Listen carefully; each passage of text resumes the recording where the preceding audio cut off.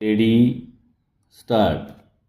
हा प्रश्न सुटण्यात दिरंगाई होत आहे असा विरोधी पक्षाकडून आरोप करण्यात आला, परंतु न होता दुसऱ्या कोणत्या मार्गाने हा प्रश्न सुटू शकेल हे त्यांनी सांगावयास पाहिजे होते. ह्या बाबतीत चळवळ केली पाहिजे असे सांगण्यात आले, पण तो आमचा मार्ग नाही. मी ह्या शासनाचा प्रमुख असताना दुसऱ्या शासनाच्या विरुद्ध चळवळ करावी म्हणजे दोन राज्यातील लढाई करावी हे मान्य करणे कठीण आहे. उलट असे बोलले जाते की परकीयांचे आक्रमण होते तेथेही लढाई करू नये.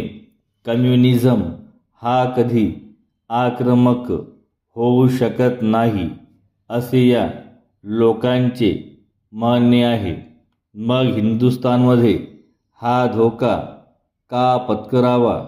आम्ही सर्व एकाच देशाचे नागरिक आहोत आणि एकमेकांच्या खांद्याला खांदा लावून भारताच्या स्वातंत्र्यासाठी लढलो आहोत.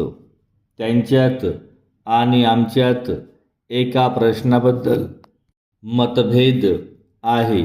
त्या बाबतीत ते विचार करण्यास प्रथम तयार नव्हते, पण आता ते विचार करण्यास तयार झाले आहेत. तेव्हा त्यांची प्रक्रिया उत्तेजित करण्याऐवजी दांडगाई करा किंवा लढा करा हे म्हणणे बरोबर होणार नाही.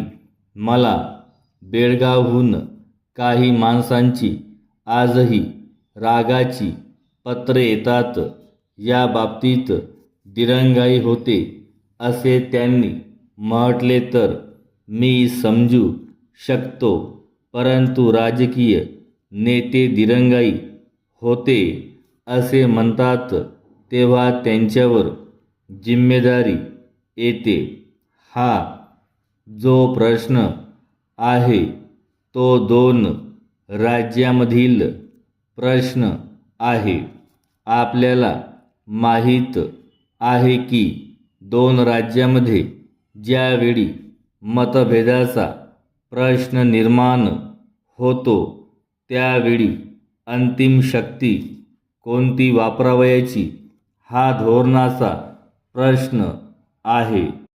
त्यासाठी काहीतरी तत्त्व निश्चित केले पाहिजे.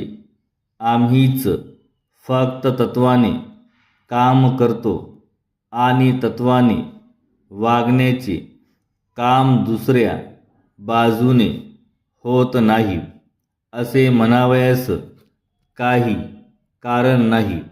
तत्त्वाप्रमाणे वागताना दोन राज्यांमध्ये जे प्रश्न निर्माण होतात ते समझोत्याने, तडजोडीने किंवा जास्तीत जास्त न्यायालयामार्फत सोडविणे हाच मार्ग आहे.